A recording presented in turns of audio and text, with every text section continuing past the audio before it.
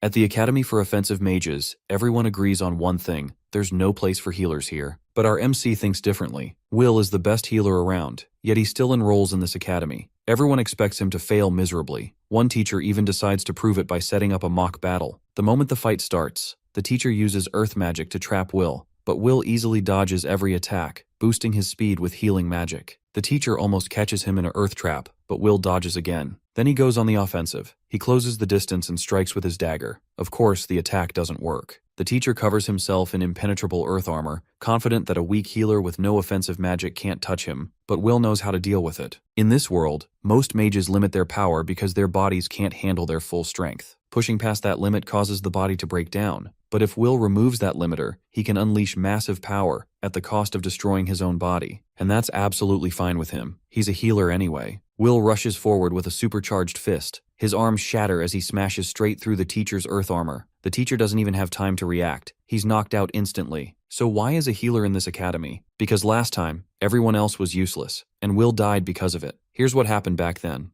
You would think that being good at a job would earn you the respect you deserve from your seniors, right? Well, that's not the case with our boy. He literally gets stabbed by his superior for doing an exceptional job. Will is an ordinary young man with an extraordinary healing ability, a one-of-a-kind power that only he possesses in the entire world. He could literally heal even the ghastliest injuries like it was child's play. Lost your arm? No big deal. Bro can erect it back up from the stump within seconds. Currently, he is serving alongside the last remaining soldiers on the front lines, who are fighting against a demonic army led by demon lords, the very forces responsible for ravaging the kingdom of Granbald. The soldiers are fighting tooth and nail, trying their absolute best to repel the demonic forces which have destroyed the rest of the world already. As for our boy, he has no battle experience, so he is tasked with healing the injured, essentially pulling them back from the verge of death. But let's be real, these mortals don't stand a chance against terrifying creatures that have emerged from the depths of hell itself. That's why the soldiers keep returning with missing limbs, and our boy continues to heal them diligently. Eventually, however, the soldiers grow weary of fighting over and over, only to get injured again. They have accepted their cruel reality. They are cooked. They would rather die on the battlefield and get over this shit already. That's exactly the reason our boy was stabbed by his captain. The captain believes that Will doesn't understand the pain and horror the soldiers endure every time they are forced to return to the battlefield. Ultimately, the hopeless soldiers abandon the defensive line, allowing the giant monsters to begin ravaging the remnants of the kingdom. Will watches helplessly as everyone dies before his very eyes,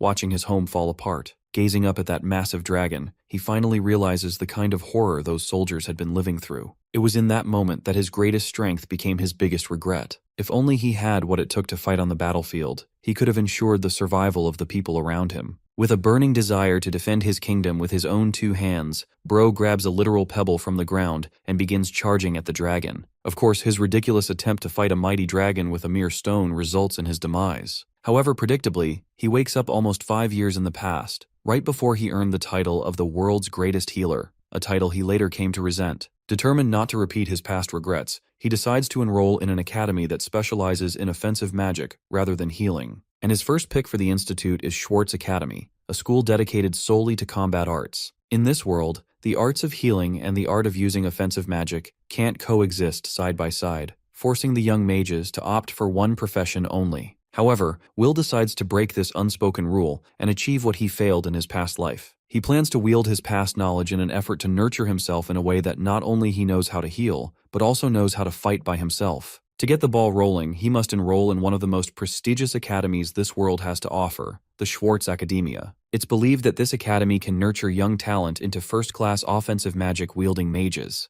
Not to mention, the most talented battle mage of Will's past life was also a graduate of this academy. However, there is a problem. Will is a healing mage, so getting into Schwartz wouldn't be straightforward. Usually, nobles spend a fortune to have their dim-witted offspring enrolled in this academy, but our boy is currently broke. Even if he starts earning his bread and butter using his healing skills, he won't be able to save enough before the enrollment deadline arrives. As he ponders his predicament, his sister enters the room. Seeing her alive causes his eyes to well up with tears. Noticing his reaction, she assumes his stomach must be aching for him to tear up like that. He quickly wipes off the moisture and bluffs, claiming something just irritated his eye. Internally, however, he can barely contain the joy of seeing his sister alive. He vows to protect her this time from the catastrophe that consumed her life previously. And not just her, he's going to make sure to protect everyone he failed to save before. Suddenly his mind sparks with an idea. He seems to have figured out his next step forward. But before we proceed, Here is a little context about the Magic Academy Federation. It's an organization that oversees all magic academies residing in the kingdom, responsible for dishing out regulations and curriculum for all magical education. At this time, the chairman of the Federation is also the principal of Schwartz Academy. But for some reason, the chairman has completely stopped paying attention to the Federation. Soon, the reason became apparent. It was due to his sick granddaughter, Marie. By the way, this doting grandpa's name is Arnulum Goldgran, the chairman of the Magic Academy Federation and principal of Schwartz Academy. The old man promised his girl that he would find a capable healing magician who could set her free from her misery. However, in our boy's previous life, his granddaughter passed away because the chairman failed to find a capable magician in time. That's exactly why my guy sneaks right into the chairman's granddaughter's room. Conveniently enough, our boy doesn't even have to introduce himself to the chairman, who is already present there. The old man already knows about this scholarship student who hails from Heilig. After all, Will is renowned throughout the kingdom for the exceptional talent he possesses in healing magic. This is exactly why the chairman finds it unfitting for someone of our boy's caliber to be sneaking around like a thief. Internally, Will admits he's right. Perhaps if it weren't for his past life experience, he wouldn't have dared to infiltrate someone's personal space. But then again, formalities are a luxury they can't afford right now. He had to get right in, for only he can heal her. Of course, the old man knows that nothing comes without a price, and he wants this young gun to be clear about his intentions. Will insists that time is of the essence. Her treatment takes precedence over negotiations. Eventually, the old man gives the permission our boy needs. He sits by the bedside ready to cure her illness. But the old man's intense gaze catches his attention, staring down into our boy's soul. The chairman is practically broadcasting that one wrong move, and our boy is done for. So, Will takes a deep breath, ready not to mess up, and starts his healing mojo. While he is dishing out this healing magic, he realizes that his mana pool has shrunk compared to his past life. But what matters more is the perfect execution of the healing magic formulas, which thankfully he remembers very clearly. After a while, the granddaughter finally opens her eyes. The first thing she notices is the charming prince who rescued her from a life-or-death situation. She gets totally flustered and rolls over to the other side in embarrassment. Meanwhile, Grandpa is still in disbelief that his grandchild has actually returned from a comatose state. The girl affirms her return. She even claims that she hasn't felt this good in years. The doting grandpa's eyes mist up with tears of joy. The worries that had been weighing him down for so long have finally been lifted, and it's all thanks to our boy. A short time later, both men settle down in the living room. After expressing due gratitude, the old man is willing to grant any wish our boy harbors. Will assures him that he won't be demanding anything absurd. His wish is well within the chairman's power. At this point, it's common knowledge that there is no one next to Will when it comes to healing magic. He sits at the pinnacle, having no more room for growth. That's exactly why he wants to explore a different skill set. He wants to enroll in Schwartz Academy. Of course, the old man finds this absurd. For someone to abandon their natural aptitude to explore something entirely unfamiliar sounds unusual. But since the old man had already made his promise, he's going to honor it. He shakes hands with the young man, promising to keep his end of the bargain. Somewhere in the academy, a seemingly toxic teacher is reviewing our boy's enrollment profile. He finds the chairman's actions to be quite bold, enrolling a healing mage who has 0 offensive skills into a combat school. Eventually, the day of the entrance ceremony arrives, and the new entrants gather in the academy's assembly hall. Up on the pedestal, the chairman is there to pitch and glaze his institute. Schwartz Academy is a fully residential school specializing in offensive magic with its own unique curriculum. Its vast campus houses multiple training grounds, and things only get better with the advanced research facilities and a massive library, making it stand out even more. Influential graduates are active even beyond the academy, making it possible to receive various forms of support from the kingdom. If I had to sum it up, there is no other institute that provides this kind of environment to study the intricacies of offensive magic. Let's not forget that our boy is just a mere healer enrolling in this academy, which has been unprecedented up until now. So, it goes without saying that his path ahead will be paved with thorns. But my guy is ready to face whatever lies ahead, as long as he becomes the offensive mage he desires to be. However, reality is often far from expectation. The first class after the entrance ceremony takes place, and Will can be seen sweating bullets. He is supposed to hit a target with a fire magic spell. Somehow, he manages to activate a fire spell, but it fizzles out as soon as it appears. And it's not the first time this has happened. To make matters worse, his teacher is a total piece of trash who tries to bully our boy by using his weakness as leverage. Will can only attend the class if he successfully manages to hit the dummy. Until he manages to achieve this, he is forced to continue his practice in the training grounds on the other side of the school building. Will insists that his teacher at least show him the ropes, or else he would never be able to learn it properly. Then again, it was clear from the start that this particular teacher has a hate boner for our boy. To him, wasting time teaching a healer isn't the best investment. Will begs him to at least allow him access to the library so that he can learn something from the theory. Once again, the bastard humiliates our boy for being a mere healer, claiming they have no literature that could be used by his kind. Taking advantage of the situation, a blonde douchebag strikes down the healer with devious magical backshots, forcing Will to collapse on the ground. The poor guy didn't even expect the sudden attack, but the bully thinks it's just more of a reason to take advantage of the healer for being so weak. He boasts the Academy's offensive rank status, so any softy healers like Will can get lost for daring to take admission. This is the first time I'm watching a teacher gang up on the student with the bully too. Both of them dog-walk Will as if he were the lowest trash in their eyes. That night, our boy appears exhausted by the bench. His efforts for learning offensive magic has so far ended in the gutter. He knew it would be a pain in the ass, simply because of the difference between healing and offensive magic. Both draw their own kind of energy source. Mana is the power of the mind, a mage's ultimate weapon, which he activates through formulas. Mana also moves according to the will of the caster. Using that mana for explosion or firepower gives you offensive magic. Healers, on the other hand, possess calm mana, but that's where the Schwartz Academy comes into play. They're the best at raising offensive mages, so there has to be a way for him to refine dynamic mana. Will strongly believes that he could manipulate his mana in a way that could convert static mana into dynamic mana. The biggest obstacle in his way? He can't even attend classes right now because the shitty teacher won't allow him. Will refuses to give up, hoping to encounter that one person who helped him in his previous life. Just because of her alone, his choice to have come to this academy may end up being worth the pain. Unfortunately, he can't continue blindly, so he thinks of other ways. But suddenly, a familiar voice confronts him for staying out late. When Will looks at this person's gorgeous appearance, he sees Veronica, an extremely competent warrior who fought alongside him. She was one of the highest class offensive mages he ever knew, and in the end, he had to grieve her loss in the tragic war. Luckily, she's alive in this regressed timeline, but before they could even talk, this woman whips out the same sword that can cut anything in half. This girl looks like a female Gojo with Sukuna's abilities. The fact that she's pointing her sword at him isn't exactly pleasant, but it turns out she's hunting down a suspicious student around campus, making her wonder if Will is that same troublesome student. Our boy quickly clarifies that he's absolutely not that guy, because on the off chance she swings at him, he's gonna need another isekai regression from Truck-kun again. She believes him, bringing him calm, and he asks to confirm if she's really Veronica. The woman feels offended that he addresses teachers so casually, bringing him shame and shock. He knew that she was older than him in his previous life, but not that much older. Turns out she's actually a prodigy who skipped grades and got promoted to a professor right away, which is totally unsurprising considering her god-tier talent. This is the opportunity that Will has been waiting for,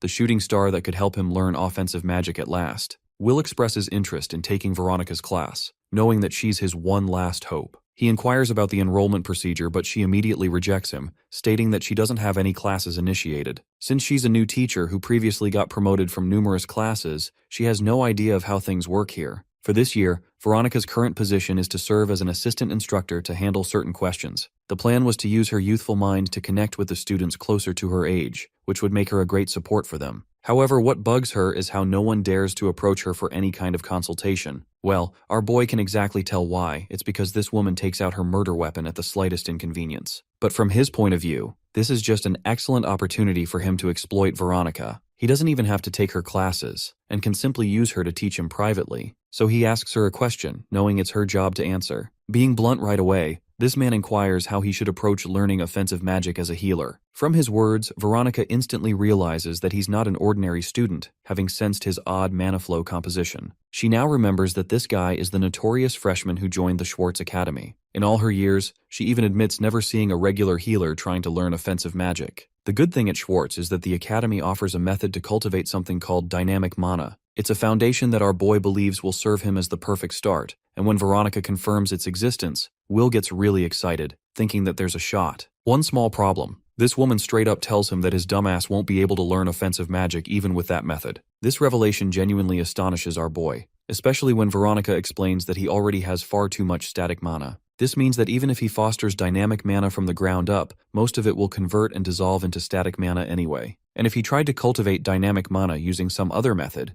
the mixing of two mana qualities will make it impossible for him to use any kind of offensive magic. Reality looks bleak. Bro went ahead and changed academies only to realize that there is literally no way for a regular healer to learn offensive magic. Will is starting to regret not receiving an instruction manual when Truck-kun regressed his ass. Well, he doesn't want to give up, even if it means becoming the Einstein of his generation to invent a new method. Thanking the assistant professor, he's about to leave, when suddenly Veronica stops him to finish her point. She continues from earlier, stating that while it's true that healers can't use offensive magic, there is one caveat that could allow a healer to become an offensive mage. The girl confused the shit out of his ass because even our boy can't deal with that logic. Veronica demonstrates her point by revealing her specially carved sword of iron, a weapon that can slash and defeat enemies. She then talks about the bench next to them, which is made of wood, capable of being used by sitting on it. In other words, the smooth brain professor is saying water is wet and the floor is made out of floor. But here's the twist. She picks up the bench and explains that even if she used it to beat the living daylights out of someone, it would still be a weapon. Hilariously, Will is starting to wonder how this muscle mommy can even lift such a heavy bench with those noodle arms. Anyway, Veronica's approach is that even if something is made for a different purpose, one can use it however they like. To personalize her point, she demonstrates through her hand and proceeds to pat his face, causing this man to blush. This is a wet dream for most men, until she ends up flicking the shit out of his face, explaining how she used her hand for two purposes just now. She does end up hitting him way too hard, but anyway, the point remains the same. Same thing but different usage. Will's eyes finally open. He begins to wonder if he can use his healing magic as an offense. All this time, he never even entertained the idea. The very reason both factions of mages disagree with each other is because of the differences that lie in their own forms of mana. But in Veronica's eyes, this kid is different. She thinks that he's already taking a leap by enrolling into an offensive magic academy, and even his mana signifies that he's not purely a healer. This is an observation that not even Will himself took notice, making him wonder if this is one of the abilities given to him by Truck Kun. Pointing her blade at his neck, she orders him to become aware and ignite the aggressive passion within his soul. If he does that, he'll become unstoppable and obliterate anyone who stands in his way. The very next day arrives, with our boy reflecting on his teacher's conversation from yesterday. She used many different examples to demonstrate her point,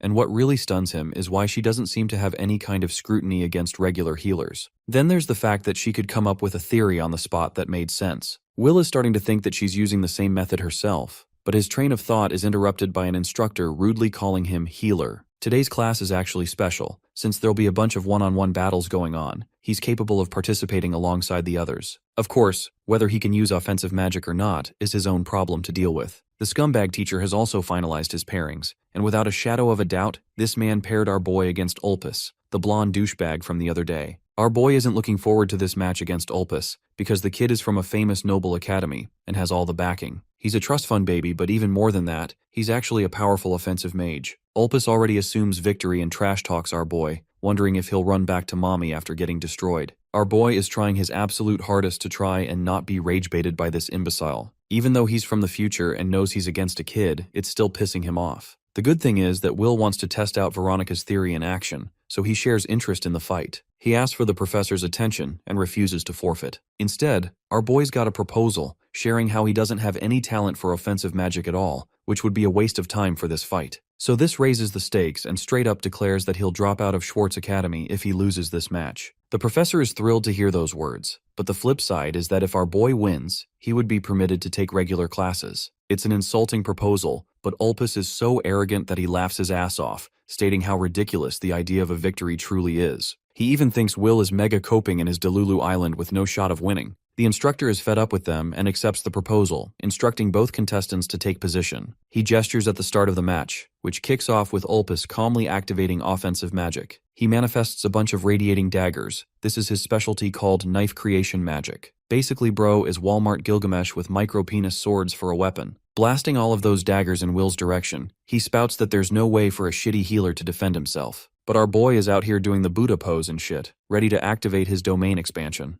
The moment he activates his technique, he's able to match the speed of the daggers and concisely dodge all of them. This is a technique called life manipulation, something we'll use to manipulate the very essence of living creatures near him, boosting their HP to the absolute limit. But that's not all. He could also use it as an attack from this same approach. Ulpus panics and calls it a shitty fluke, but our boy's aura farming in the same pose. He catches Walmart Gilgamesh's dagger, before slashing all the others with Shiru Emiya's swag. The weapons falter and have done 0 damage thus far. But our boy's just getting started, and with a single dagger, he intends to end this fight. The spectators can't fathom what just happened. A healer using an offensive attack just doesn't register in their brain. In reality, Will has been using healing magic as an attack, and never even used offensive magic. Ulpus is in a clinch, and trash talks how he was holding back the entire time. Apparently bro can increase the number of knives at his disposal, as if that's gonna make a difference. He rains down the golden projectiles upon the healer in anger, but our boy casually starts slashing down each and every dagger. By the end of his defense, they're all shattered to the ground. Ulpus still thinks he's a hotshot, so he increases the size of his micro-penis dagger, and damn, that angle looks a bit sus if you ask me. Anyway, Will understands that fighting Ulpus is a pain because of his talent and understanding of magic. To increase complexity and firepower, Ulpus forces his dagger to rotate, basically throwing a missile at our boy's direction. Bro borrowed Sukuna's fire arrow furnace technique only for Will to block that shit too. Ulpus can't steal any more techniques from other shows and just roars in frustration. Meanwhile, our boy thinks he should progressively increase his strength. The fierce projectile is deflected with ease, much to Ulpus's surprise. Before he can do anything else, Will teleports behind him using Goku's instant transmission, promising to heal him after this. Then he straight up goes for the kill, only for the instructor to butt in and cast an enormous earth wall between the two. The instructor believes the match is over, and tells both of them to step aside for the next pair. The defeat is truly humbling for the cocky noble, but Will is just happy he can attend regular classes from now on, much to the frustration of this bum instructor. Having wrapped up here, he bolts off, reflecting on his fight experience. At last, he has created his own version of offensive magic, and it was powerful enough to beat an excellent mage. All of it is thanks to Veronica's guidance. As for the loser douchebag, he is helped by the instructor. Ulpus makes a request to his teacher not to inform his father about this match. Both of them are D1 Reddit haters who just can't take the L. In the next scene, we find Will at the classroom. He can take classes here and refine his understanding of attack magic. The instructor enters the room and peeks a glance at Will before initiating class. So far, his classes have been basic. One homeroom teacher basically handles all the classes. Will is intrigued by the magical tool creation class the most, recalling a similar concept at the Healing Academy. Today's lesson is regarding the creation of ice bombs. The instructor will hand out materials for the students to assemble and process. Will recalls that he never really made weapons in his previous life, only recovery items. But in the Offensive Academy, it's expected of him to forge weapons for combat. The mana used for this purpose will obviously be dynamic mana, but when it comes to creation, the nature of mana doesn't matter much at all. That's why Will won't have any trouble even with his surplus of static mana, and when he takes a look at the materials, he finds ice golem fragments and powdered flame branches. Following the instructions, he mixes the fragment, but suddenly experiences a rapid change. Will ends up tossing the ice fragment through body enhancement, causing that little fragment to detonate and explode, leaving behind spikes of ice. Our boy is pretty impressed, but his little stunt over here is peak disrespect for his class. The instructor scolds him and straight up says he'll deduct points from Will's grade. The rest of the bullies laugh, Ulpus especially, which signals that he's scheming with the teacher. Will's next class is right around the corner on magical creatures. He gets a cute salamander, as the instructor emphasizes the low-tier students to listen closely. Our boy is a little uncomfortable with the close distance to a magical creature. This tiny murder machine blasts out a cannon of fire, causing Will to deflect. In reality, that's just something our boy imagined in his head, even drawing the instructor's attention, who takes away his trusty pot.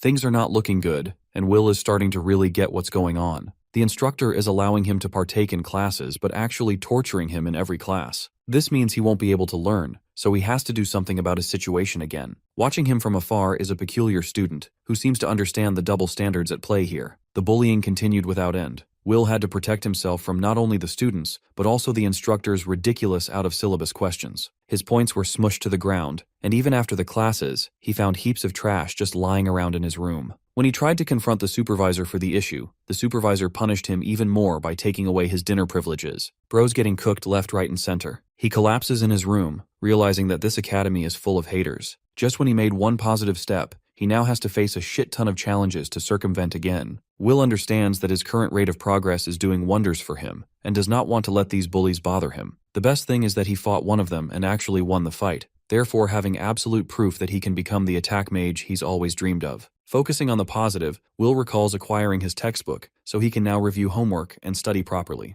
The following day arrives, and to his absolute shock, there's no teacher or any soul to be around. The instructor usually arrives at this time, but there's only one student near him. It's almost like the news of the sudden schedule change wasn't made public to certain students. Annoyed, Will gets up to strike a conversation with the girl. He walks up to her, startling her with his approach. Our boy just wants to know if the classes got changed overnight, and it's definitely something related to that. The instructor hates certain students, and she's on that list too, so both of them are cooked. She thinks it's a good idea for two bullied loners to get along, and Will can sense her dread. So he offers her a joyful hand, offering to be her friend. The girl is stunned and bows her head with absolute respect for him. She's introduced as Erica Glenn, the first friend Will has formed at the new academy. She thinks it's totally normal for him to not have anyone by his side, considering he joined classes late and he's a healer. Erica highlights that people always talk about how pathetically weak healers are, stunning Will. She herself isn't one to gloat about friends despite being an offensive mage. Watching her personality, Will understands that the fierce discrimination against healers seems to be a culture of Schwartz Academy. It's true that offensive mages fight on the front lines, so they have every reason to despise healers staying at the back. Even in his previous life, Will found himself being established as a famous healer for the kingdom. He had credibility back then, but here at the Attack Academy,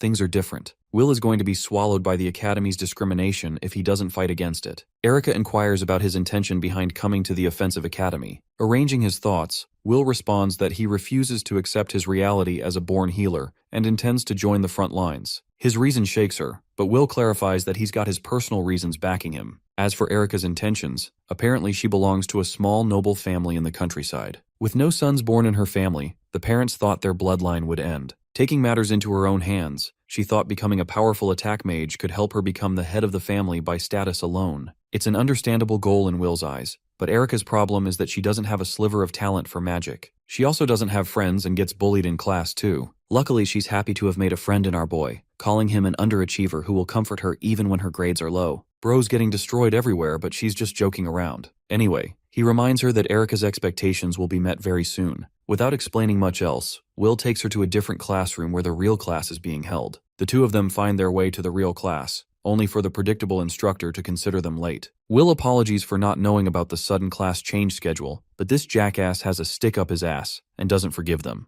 To punish Will, he decides to whip him another question. This is bad news. Erica already knows that our boy hasn't taken most of the previous classes, which means he wouldn't know anything. Taking a look at the board, Will breaks down the problem in his head, while his teacher emphasizes that points will be deducted if he fails to score the correct answer. Ulpus ridicules Will further, knowing that he's at the verge of failing. But our boy is deep in concentration, so he takes the chalk and starts scribbling intensely. Every word catches the attention of the class. Even Ulpus thinks this is just a show-off attempt. In truth, Will figures out the correct configuration, illuminating the magic circle on the board. He floored everyone's expectations, shutting the whole room down, including his shitty instructor. The teacher is forced to admit that it's the right answer, stunning Ulpus and even Erica. There's just no way the new kid managed to decode the answer even after missing all his classes. Right after that annoying class, Erica immediately wanted to know how he managed to solve that question. Will explains that it was actually pretty easy to solve, as he learned it from the textbook. He'd already read the textbook, so he knew what to expect. What stuns her the most is that this man devoured the entire book in a single freaking night.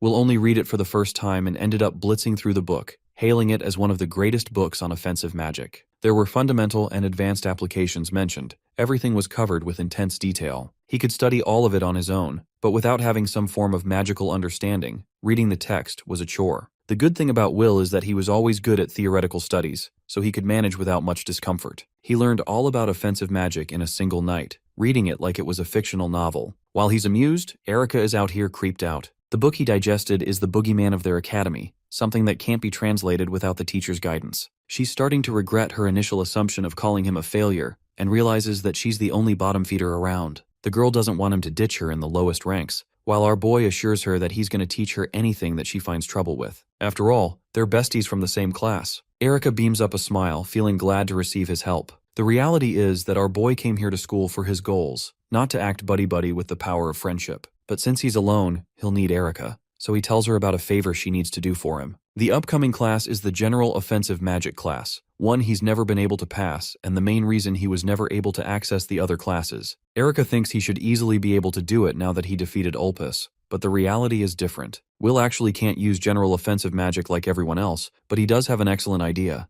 The setup requires Erica's help in order for him to succeed. In the next scene, the students are gathered in the training grounds again. When it comes to offensive magic, there are two branches of general and unique magic. General magic refers to spells with properly formulated spells, making it easily accessible for everyone through formulas. Contrasting their general use case, unique magic comes engraved from within a user, such as Ulpus's special knife creation magic. The Academy's curriculum includes classes for both kinds of offensive magic for students to refine. Of course, unique magic doesn't lead to a correct answer, so for someone like our boy, This is actually the easiest ticket for him to attend such classes and win. Unfortunately, he's stuck when it comes to learning general offensive magic, and his teacher knows this well. Taking full advantage of the healer, the instructor praises him for his theoretical skills and wonders how he'll do in the practicals. After all, Will is supposed to fail this class if he can't even use basic magic. The instructor emphasizes that the assignment is no different from all the previous attempts, with the objective of firing a shot at the target. Once more, he degrades Will by calling it an extremely basic task,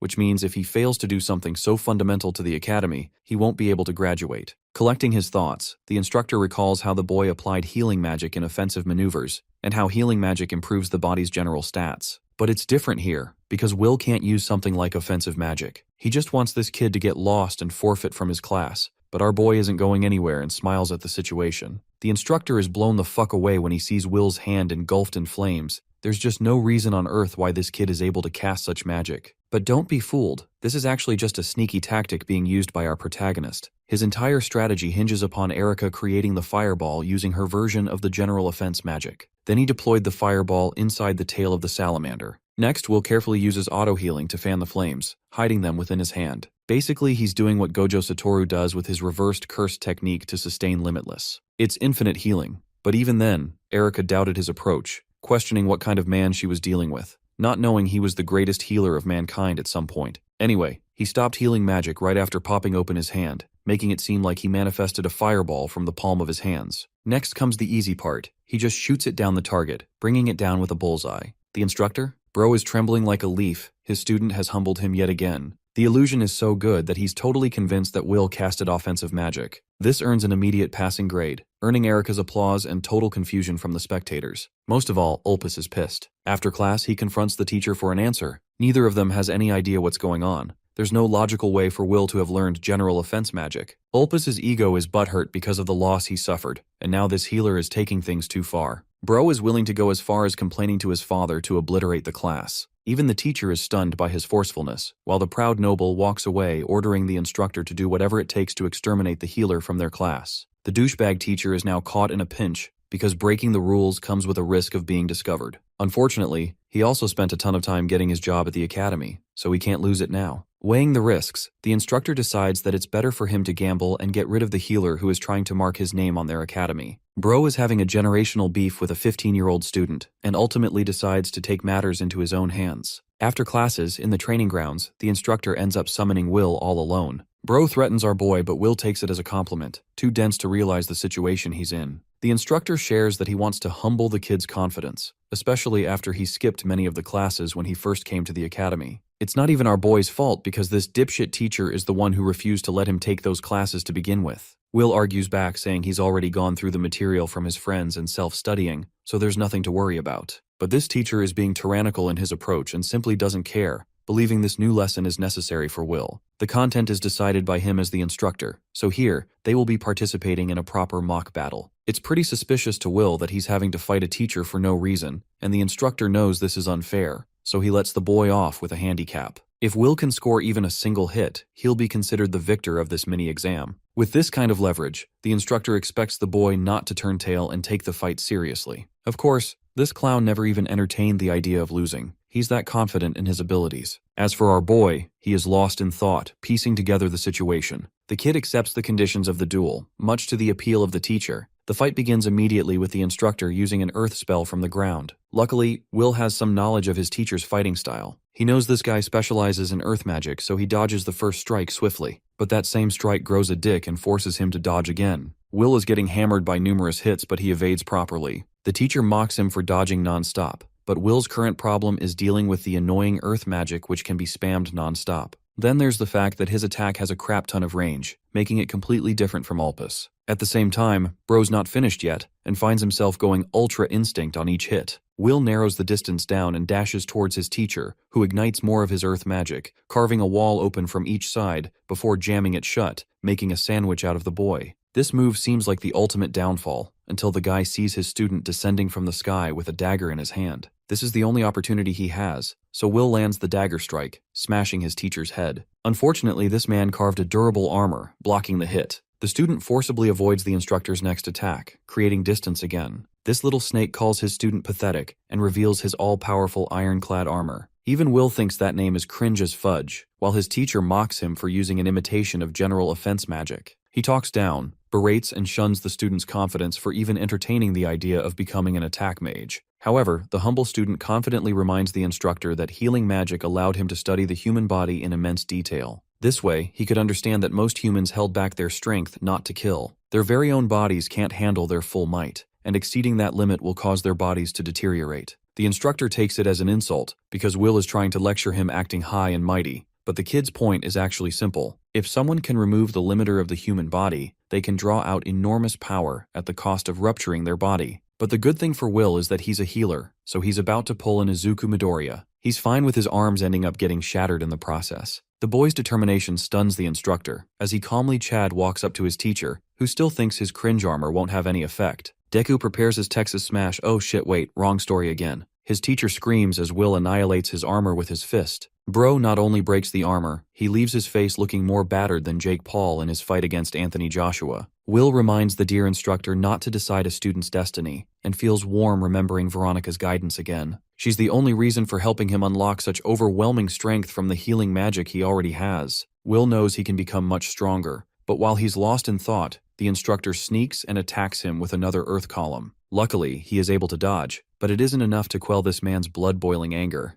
Will wasn't expecting to be blindsided by that attack, especially when he already passed the condition of the test. The instructor spouts more bullshit, stating that there weren't any witnesses to confirm such a thing, which means technically a healing mage never even hit him. He refuses to acknowledge his defeat at the hands of a pesky healer, and floods more earth spells against our boy. Will is starting to get real tired of this man's I am the rules Seto Kaiba bullshit approach. But thanks to him already having removed his limiters, he can launch at rocket speeds and blitz past him again. The instructor couldn't even process Will's sudden advance, as the boy charges his heavy fist, ready to demolish him a second time. Not even his cringe armor will manifest timely to save him from this haymaker. But then, the punch stops. Right before caving his face in, the punch stopped. It's as if the flow of time itself is no more. Will's punch smashes his face, humiliating the instructor as he processes the heavy pain. This shameful and slow-ass punch is worse than suffering the last attack. He can't even run away this time, or scream to save his life. The scene is genuinely hilarious because this one punch is taking up like 50 panels. Finally, Will exerts actual force and sends this man flying, causing him to crash into the ground. All this time, the healer had been using another one of his healer tricks. He welcomes the instructor back to reality, explaining how only a moment passed in the real world. But don't worry, he's not like his teacher who doesn't explain shit and properly shares what went down.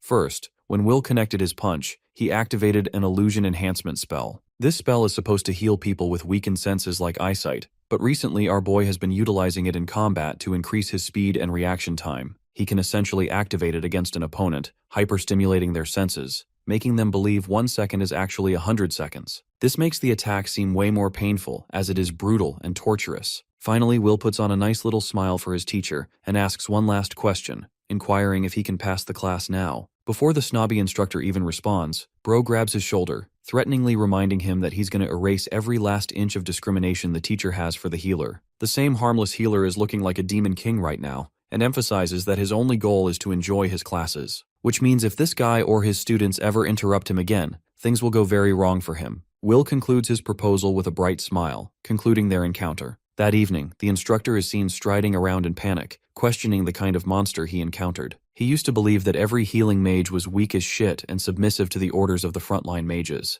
But this guy is different. He's got top-tier combat skills and a murderous killing intent. Coincidentally, he ends up running into the blonde punk, who is curious to know about the outcome of the training session. Ulpus snickers, believing it ended up in our boy's demise, but then he gets silenced like a dog. The instructor is done with his nepo baby yapping, and urges the noble not to involve himself against Will. It's for the good of all of them, and it was their greatest misunderstanding to assume that Will was just a regular-ass healing mage. Ulpus is startled by advice and brings up the threat of his father again, but this time, the instructor is unafraid. He basically tells the blonde punk to go complain to his daddy all he wants, because in truth, if Ulpus had all of this influence, he could have easily eliminated the healer by now. The Omen family isn't walking around on Ulpus's commands, but it is absolutely certain that if they keep fiddling around with the new kid, he'll destroy them for good. Ulpus is left pissed off, unable to believe that the situation has degraded in this direction. After that phenomenal beatdown, a few days passed. Class has just ended. Will is chilling because he can just sense the blonde noble being cautious around him now. He doesn't pull any tricky moves anymore or make any comments. This way, our boy can finally focus on his classes, yet he's unsatisfied with his current state of things. Right now, his ultimate objective is to overturn the reality of humanity's destruction in the future. The only way to avoid a dark fate like that is to become stronger. Sure, his healing magic is helping him with body enhancement, but he's boxed himself with just basic strength attacks right now. Sensory enhancement is good for illusions too, but it's nothing compared to the versatile fighting style of offensive magic. Will understands that he needs to carve up a completely new fighting style to catch up. He explains this exact thought process to Assistant Professor Veronica, seeking her guidance again. Will's approach needs refinement, but Veronica has one other thing to say first. He's hesitant to hear what she's going to say, but she actually ends up congratulating him for everything he's done so far. Thanks to his contributions, the teachers have been talking about the healer nonstop. A healer mage is keeping up with the top classes of the academy, and it's nothing to scoff at. While some other teachers are also looking hateful of his progress, which checks out. Interestingly, Veronica hasn't really revealed to anyone that she's the reason behind his progress. She also never had the chance to mention it among the teachers, because the others just disregard her for being special even at their ranks. Our boy is relieved because this way he won't deal with any trouble. It was her advice that got him this far, and he wouldn't want her to get in trouble because of it. The professor doesn't mind and admits that, actually, she's grateful to him. Like she said before, healing mages never even try to bring their theories to reality. She pulls out her sword again. Strangely, she likes doing that a lot, and challenges our boy to a duel. Will clearly didn't anticipate this move coming from Veronica, but she's genuinely curious to see where he stands at his level. It's the surest way to help him become stronger, but our boy's just not ready at all and panics like hell. The swordswoman emphasizes that the enemy won't wait and blitzes from her spot. She thunderously appears right in front of him to slash him down, something Will is able to deflect at the very last second. He can barely hold his weapon together against her heavy attacks, and she continues to overwhelm him with a flurry of slashes. Despite expending all of his boosts and reaction speed, he can't even keep up with her.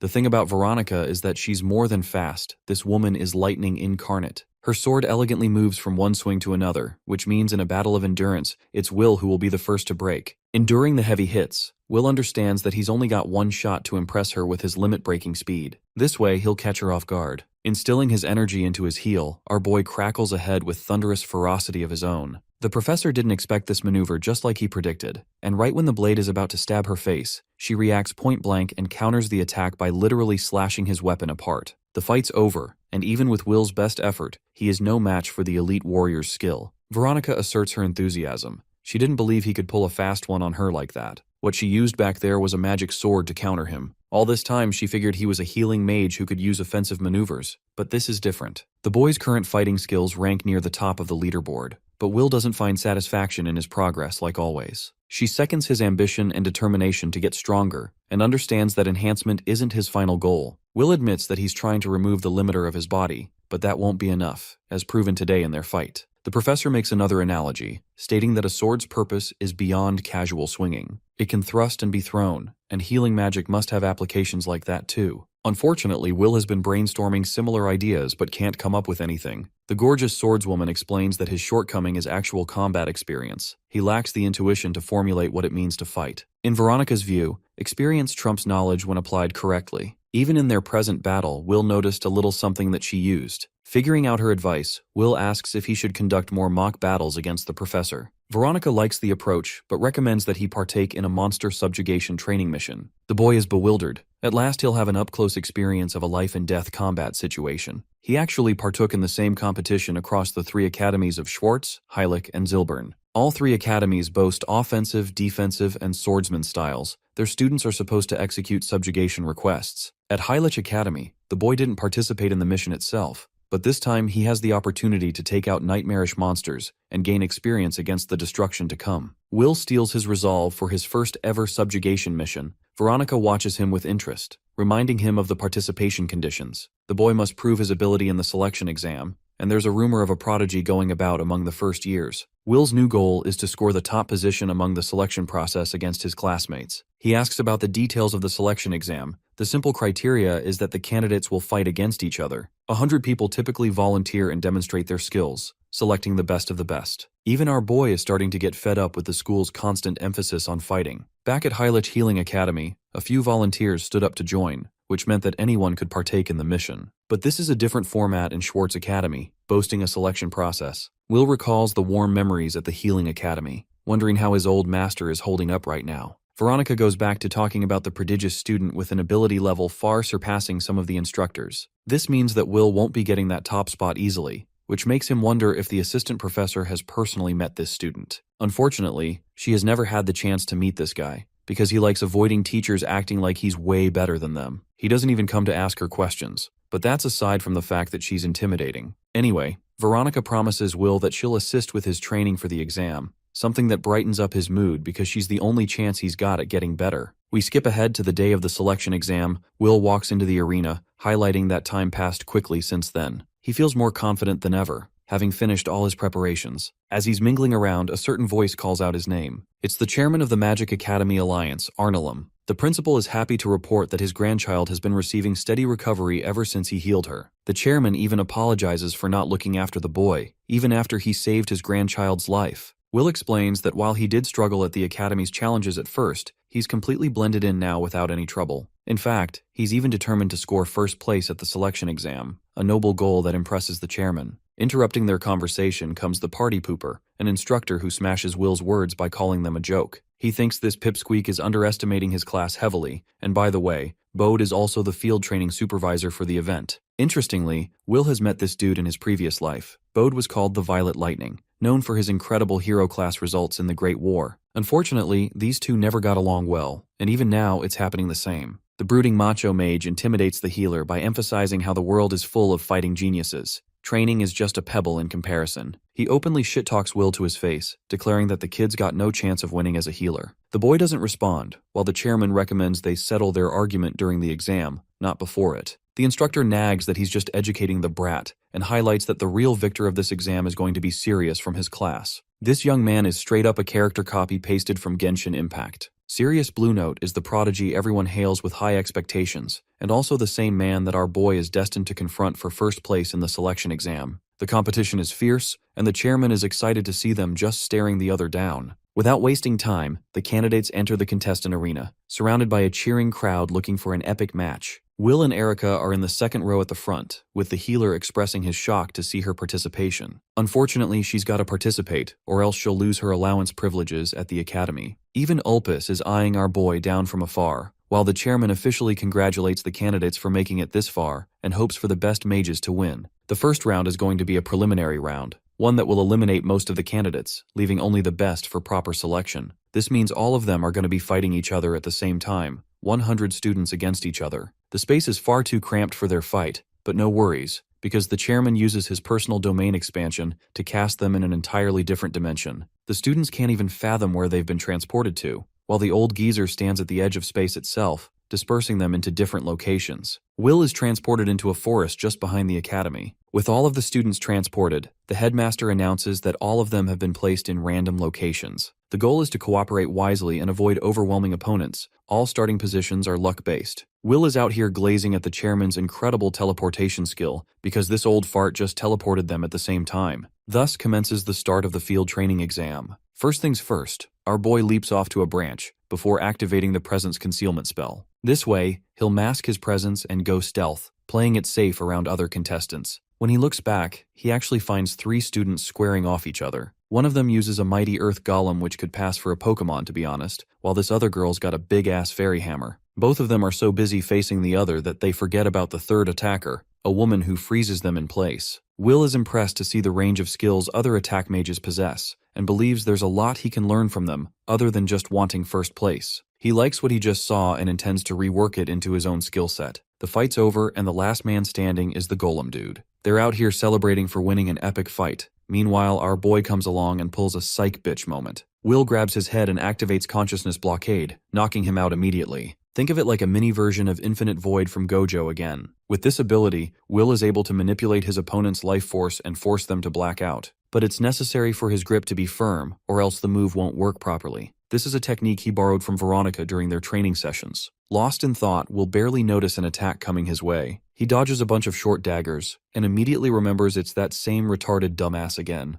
This time the kid brought his friends too. Ulpus believes that he's just trying to pass this exam, just like every other student, but he's got the numbers advantage in a 3-against-1 situation here. Ulpus activates knife creation magic. One lackey coats his daggers in poison, The final lackey uses shadow clone magic to multiply them even further. With these poisoned blades, even a single graze could lead to our boy's demise. Blocking is straight up out of the question. Dozens of blades spring their way to Will, hunting him down. As they approach him, he entertains the idea of healing the poison with recovery magic. Dealing with so many of these daggers even with body enhancement seems like a pain in the ass. Cornered, he decides to pull a completely new move. A sudden barricade arrives in front of him, defending Will from the knives. Ulpus is astonished, as he watches the same rock golem now serving a new master. The neat trick about recovery magic is that it can be deployed on other living creatures. The rock golem here is capable of moving on its own using the caster's blood. Even though it's incapable of complex patterns, the healer can easily manipulate it using his spell called Pseudo-Life Imbuement. The golem charges at the Skindiana Bones trio. First our bad boy whacks one dude's chest, then he sits on top of another guy, probably giving him permanent back pain. With the two of them finished, Ulpus is seen panicking.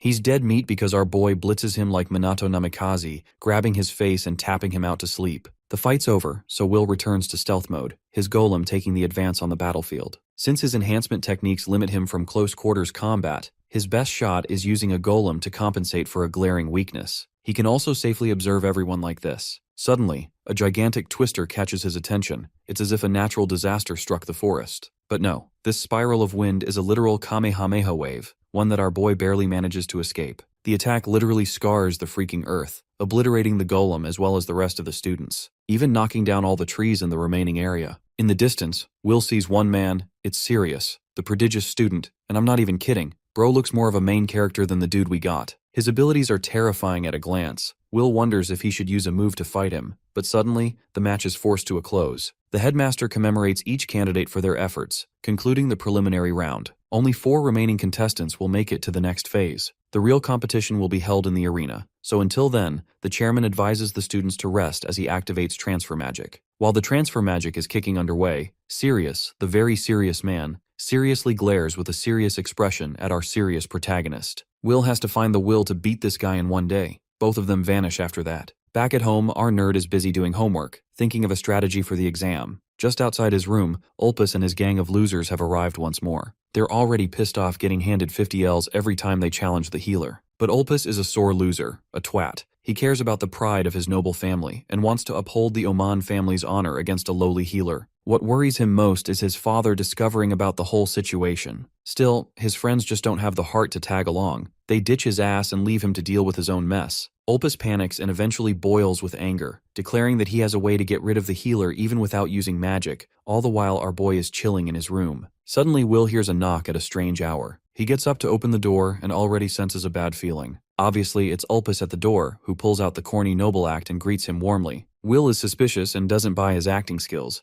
but the golden noble is just here for a talk. He expresses his sheer hatred for healers, expressing how he's done a whole bunch of things to eliminate Will from the academy. Obviously, our boy pulled an Uno reverse in every situation and outplayed him back to back. But now, Ulpus has come with a personal message. His polite act drops as he orders the kid to leave the academy. Yeah, so much for that shitty acting performance. Will is genuinely starting to respect this man's hating game, like he just can't leave him alone for once. Ulpus boasts himself as a respectable member of a noble family, and doesn't like healers sitting around. Even his older brother was weak as a healer, people mocked him, and he'd just grin in front of them. Offensive mages are proud, and regular healers are pitifully pathetic. This is the dark reality for most teachings of noble families, a torturous system. Ulpus insists Will to leave through the power of talk no jutsu, but Will genuinely isn't going to be like, yeah bro, thanks let me quit, so he rejects him. The noble comes prepared for that and emphasizes that he knows about Will's family. Thanks to his servants and connections in the outside world, the noble discovered that Will has a sister. Both of them share a lovely bond together. With a single order, his servants could easily take out the boy's sister if he wanted. Now the scene is getting way more intense. Will's regular aloof demeanor drops and goes straight for this guy's neck before bitch slapping him into the ground. Next, he goes up from behind, pulling his arm in a position where it could easily shatter apart. Will reminds the dear noble that he already made up his mind,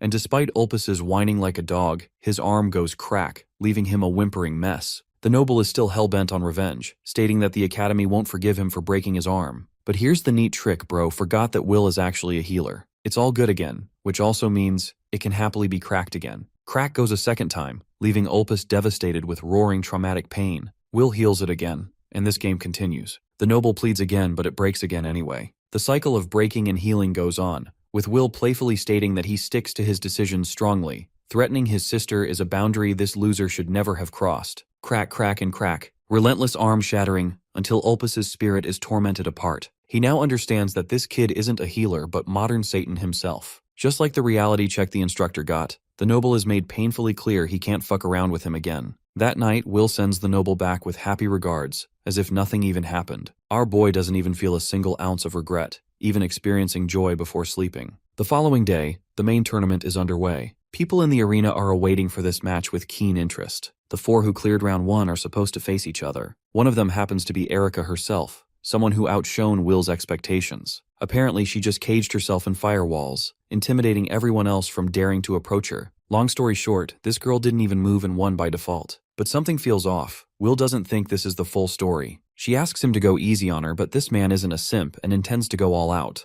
Erica expresses that she'll be aiming for a much higher evaluation after beating him, and so commences their epic showdown. Her first assault comes in the form of a searing fireball. Will contests this fire attack by blocking it head-on. It's a simple fire spell, nothing special about it. Even his healing magic can easily regenerate any injuries without trouble. This simple move makes him underestimate Erica, until he notices something really bad. That same spell that hit him is more than just a simple attack, it's a trap. Erica continues her same assault, launching fireballs back to back. But something special about her flames is that they're not extinguishing at all. This woman learned Amaterasu from Itachi and copied his whole flow. Despite her low firepower, the duration is abnormal. Even if he maintains active recovery, repeated damage is going to hurt him. This observation checks out last time too, when he asked for her flame to cheat the basic offense magic exam. This also shows why she was unable to be approached by any of the contestants using her firewalls, because the flames would literally not go out. Erica's flames are a representation of her stubbornness, and her sudden skill exposure gains the attention of the crowd. To be honest, they just support her because they want to see our boy lose. An air of arrogance takes over her, the realization that she can make past both the preliminaries and even eliminate someone as powerful as Will. Formulating his counterattack, our boy casually kills the flames after doubling his healing output. She repeats the same move again, but Will is ready this time. Knowing that her flames won't fan out, he grabs it intentionally, boosting his personal offense instead. This is a genius use of battle IQ, because now the healer has fire fists aiding his offensive strikes. Erica is about to get blown away when she suddenly throws up hands and forfeits the match. Luckily, she comes out unscathed, the announcer declaring our boy the winner of the match. Unfortunately, his evaluation stats won't change much even after the match. The same crowd that supported Erica earlier now turns against her, calling her a fraud for an offensive mage. Poor girl has been a support all her life and crumbles under the weight of expectations. But her dear friend helps her up, emphasizing how well she fought. He even heals her wounds, gaining her affection. That sweet little romance is demolished when Professor Bode steps on stage, calling it the end of the line. Pointing his finger at the healer, he genuinely deems Will a piece of filth, and he's hella pissed that an offensive mage quit against someone like that. His words scare off poor Erica, leaving Will to wonder if this is appropriate behavior coming from an instructor. The supervisor boasts his position, emphasizing that his role is to call out the truth for what it is, something he deems encouraging. But as he leaves, he confirms to our boy that there's only going to be one successful candidate from the tournament. That man in question approaches the healer. It's the serious Sirius. The two of them share a brief interaction. Sirius doesn't even bother to look at him while talking. He is a sole believer in strength, and agrees with Instructor Bode's view of the world. The healer's okay with that, except the prodigy does have one last thing to admit. He genuinely acknowledges the healer for being strong, but at the same time, Sirius intends to prove his own philosophy correct by defeating him in their match. Let's zoom out on the prodigy's talents. Will recalls hearing his name in his past life, a guy with an insane level of offensive magic, someone whose winds are so strong. Nothing and no one can stand in his way unless being reduced to ashes. The final match between Sirius and Will is about to commence. From the way things look, our boy understands that he'll only gain acknowledgement from the Academy if he defeats the prodigy here, so his goal is to win. The final match kicks off with Sirius releasing an overwhelming twister from where he stands. The attack takes too much space, forcing Will to evade cautiously. Retaliating with his own limit-breaking speed, Will propels with lightning-fast speed, approaching the prodigy with all he's got. But before he can narrow the distance, Sirius dispels an all-out wind attack, keeping him far away. This is a problem for the healer. He can't make a serious blow without getting close. The two forces of nature continue their showdown. Sirius and Will face each other, while Sirius notices his speed. He raises his hand to attack and throws a burst of intense wind directed at his opponent. Our boy realizes that the tornado from before was nothing like this wind, which manages to blow away the entire area. He struggles to stay on his feet, but it's now time to make its debut. He puts his hand on the ground and begins to grow a humongous tree, while Erica in the crowd is amazed by the ability of the healing magic, knowing he is strengthened. A while ago, our boy showed this skill to Professor Veronica and explained that he infused life energy into the plant, which helped it grow rapidly. He had learned beforehand about attack magic that could manipulate plants and decided to give it a try with this skill. He wanted to adapt his tactics accordingly. Suddenly, he begins to fall to the ground, and Professor Veronica holds him upright. He is surprised by the sudden mana exhaustion, since the book didn't clarify that it could be such a major technique. Veronica cracks the code, explaining that destroying is easier than healing because healing consumes far more mana than attack magic, and reproducing attack magic using healing magic is probably a most inefficient use of mana. Knowing the consequences of this skill, he plans to keep it for moments when it can be properly utilized. Coming back to the present, our guy uses this skill on the battlefield since his attack magic doesn't have much efficiency, so he decides to rely on this move. When the tree finishes growing, Sirius manages to cut it down with a wind blade attack. This throws our guy off, since Sirius's magic consists of tornadoes that can swallow enemies and storms that can blow away a wide area. His wind blades are meant for solid objects, while the tornado deals with anyone who approaches him by centering around him. Will realizes that Sirius is called the top candidate for a reason, but he has also aimed to make himself stronger using this magic and leaps in Sirius's direction. Instantly, the opponent forms a tornado around himself and belittles him, saying that he cannot reach him no matter what he does. And surely he wasn't wrong. As soon as our boy hits the tornado, he is thrown away. Sirius smiles, but suddenly he realizes something is very wrong. He looks at his shoulder and sees that it is pierced by a piece of wood. Confusion is clear on his face as he demands an explanation. Will confidently reveals his tactic. He knew that Sirius couldn't protect the ground beneath him. So, the plant underground sent its roots in every direction, and that's how he ended up with a stabbed shoulder. The protagonist wonders if he is worried about Professor Bode, as their personalities are wildly different from one another, while Sirius groans in pain. Sirius clarifies that the teacher instructs him because he is strong. Our boy throws more questions at him, knowing he is from a well-known family. Sirius spills the truth about his family. Magic ability matters above all else. The strongest person becomes the family head. No other factor like gender or age matters. This has created enemies within the family, all fighting for power, and his own father refuses to teach him. For Sirius, listening to the teacher is the only way for him to truly gain power and strength. Then, he gathers all his magic energy once again, which surprises the entire crowd, including our protagonist. A dragon is formed from the magic power, and Sirius declares that they will settle this now. The dragon aims at our guy, making him realize this is no child's play. A while ago, Will used to think that mages with offensive magic had it easier, which made him want to grind harder, but the entire time he was wrong. It struck him that talent isn't the only thing that determines superiority. Things like lineage, talent, and the past all play their part. All of this leads him to declare to Sirius that he wants to beat him in this fight. Sirius is baffled by the sudden announcement. Will throws his hand to the ground, preparing to use his special seed, and begins to grow a tree once again. Named Yggdrasil, the plant rapidly grows, consuming far more mana than the other plants. However, the upside is that it will continue to grow as long as our guy keeps pouring mana into it. Sirius attacks with a wind blade, which manages to cut the tree in half again, sending it flying into the sky. But when he looks up, the single branch that was flying has grown into a massive tree, and it is coming straight toward him. Meanwhile, Will assumes that because Sirius's magic is already being used to maintain the wind dragon, he won't have enough time to defend himself. The assumption turns out to be true, and the tree crashes down on Sirius. As he looks up, he sees Will standing with a knife pointed toward him. Contemplating, he realizes that he has lost. Will is announced as the winner. The crowd cheers since they didn't expect Sirius to lose, and they talk about the strength the protagonist possesses. Then, the hero offers his hand to help Sirius get back on his feet, praising his strength. But Sirius sounds defeated. Our boy tries to reassure him, admitting it was a good match. Suddenly, Professor Bode walks in, clearly disappointed in Sirius. With his strength, he kicks the tree off him and picks him up by the waist. He takes him away, furious that Sirius has failed him, declaring that his training will be started once again from scratch. The entire crowd falls silent, knowing how absolutely jarring this sounds. Bode turns to the crowd, screaming that this was meant for everyone. Infuriated, he can't bring himself to believe that a literal healer took first place. Will realizes that Bode's tantrum is getting out of hand. He begins to defend Sirius, saying that his strength was quite good, and that losing doesn't mean he is weak in any way. As he is about to further defend his opponent, Bode angrily shuts him up. Then Bode begins walking toward our guy, mocking his defensive statements for Sirius. He throws Sirius aside and calls our boy stupid, saying that in a match, only strength can yield optimal results. Engulfed by his emotions, he declares that losing makes one no better than discarded trash. Will is disturbed by Bode speaking so harshly about his own disciple. He begins to argue that being a healer doesn't give Bode the right to say whatever he wants. Bode's eyes flare with fury as he tries to demoralize our guy, saying that he will soon be thrown to the weak side because there is little value in being a healer. He further taunts him by pointing out the drastic depletion of his mana levels, which surprises our boy. Bode adds that weaklings are parasites who get stronger people killed. Being called dead weight sends our boy into a flashback of his past, where he was abused by Bode for not being strong enough. Even then, he tried to defend himself, insisting that healers support others with their magic. Yelling, he tried to prove his point, that the world needs healers to maintain balance, or else humanity will perish. Bode lets him go, and remembers how his disciple once stood on the front lines to buy time for the rear guard to escape,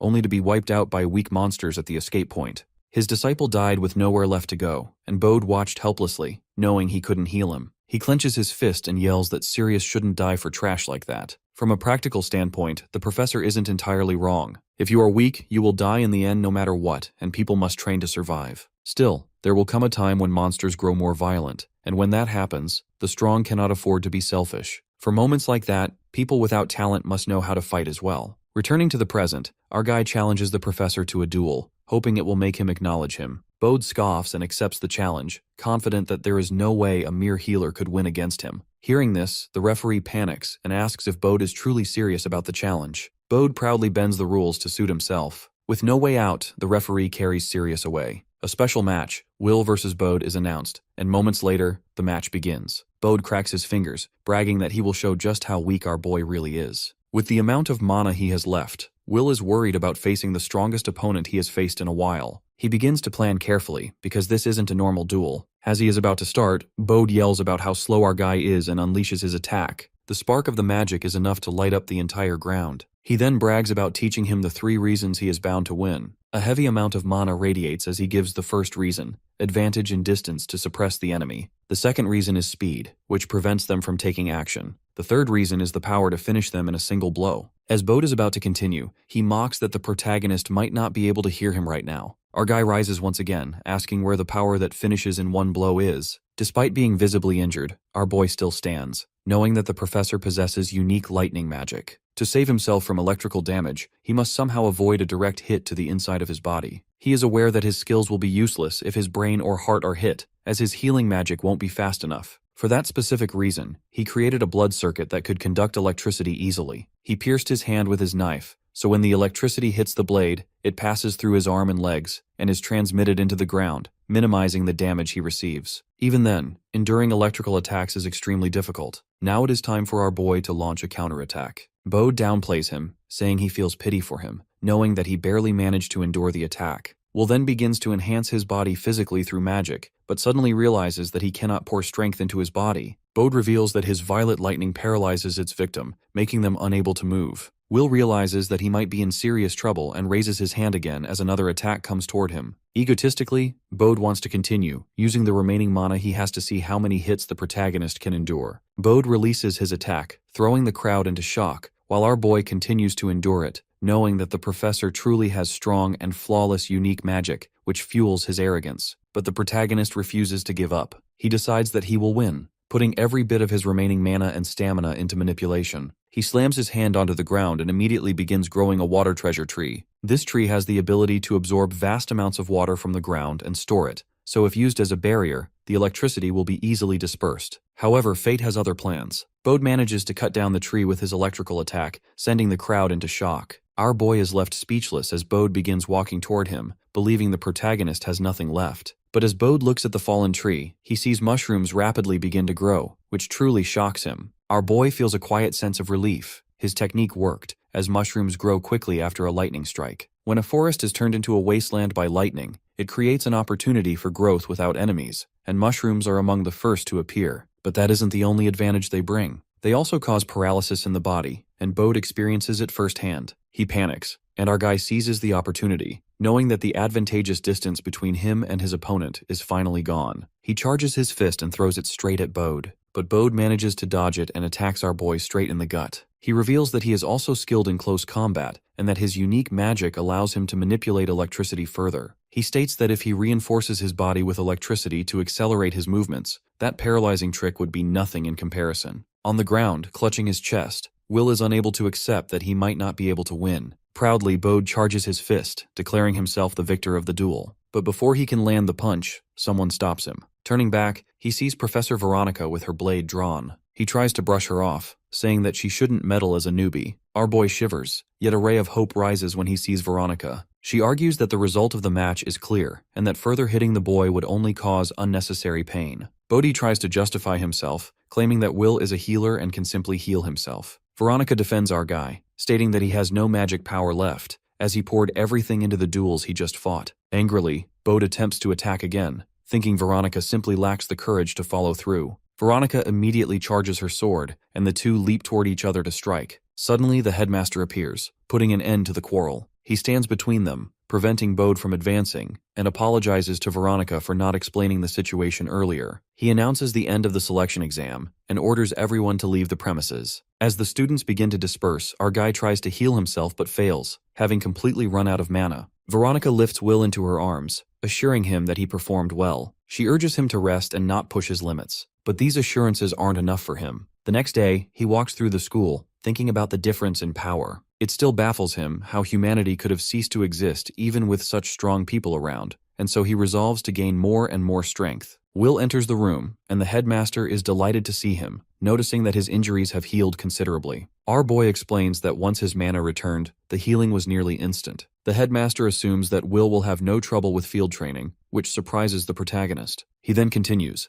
explaining that since Will took first place in the selection, he passed. Along with him, Sirius and Erica have also passed. Will demands an explanation, as Bode previously stated that everyone had failed. The headmaster explains that this happens every year to make the students believe they are in a crisis, drawing out their seriousness, though some are ultimately cleared. Since field training carries great danger, Bode had to put on an act as a teacher, and while harsh, it served its purpose. In his previous life, Bode was constantly on the front lines for humanity and was one of the heroes who tried to save humanity from extinction. The headmaster then urges the protagonist to form a party with students from other schools as an attacker so he can accept real monster subjugation requests. This makes Will realize that this will be the first time he faces monsters, the same monsters that were the direct cause of humanity's extinction in his past life. Creatures that possess magical power are known as monsters, but not all monsters are inherently threatening to humanity. Some may attack humans, but often only for the sake of their own survival. If their ecological behavior had been properly studied, they could have been utilized as neighboring species rather than treated as enemies. However, 2 years from now, the world is destined to change under the influence of the Red Moon. Monsters exposed to the Red Moon will become ferocious, and different species of supermonsters will begin to unite with a single goal: to wipe out humanity entirely. Then, 2 years after that catastrophe, the Demon King himself will descend upon the world. This sequence of events will place humanity at a complete disadvantage, causing nations to collapse and countless people to perish. Attack mages will be demanded on the battlefield, but because the situation will be uncontrollable, they will continue to lose their lives alongside the knights. Even healing mages will be slaughtered once the front lines fall, leaving no support for the wounded. By the time the protagonist dies in his previous life, barely any humans remain who are capable of fighting. If people continue living without changing anything, humanity will no longer be able to survive. He cannot allow such a tragedy to happen again. He vows to strengthen himself beyond anyone in his previous life so that he can resist the great monster invasion. More than that, he wants to uncover the true cause behind the Red Moon that drove the monsters into madness, hoping to eliminate the source of the calamity itself. The headmaster notices the determination reflected in his eyes and is deeply impressed. He finds Will's behavior promising and wonders whether the teachers are being cautious enough regarding the upcoming field training. The headmaster assures him that proper measures are in place, yet he makes it clear that he especially wants to encourage Will's growth. Later, while standing outside the campus with Veronica, Bode approaches the protagonist. As Will attempts to show that he understands the reason behind Bode's behavior, Bode once again yells at him and walks away. Still, before leaving, he tells Will to do his best during the training. Then, just as he turns away, he quietly thanks him for treating Sirius. Sirius, who had been standing behind him, also steps forward and thanks Will. He says that now he can work on his weaknesses and become stronger than ever. As long as he survives, he knows he can eventually get his revenge, and this time it will not disappear into smoke. The protagonist urges him to become even stronger,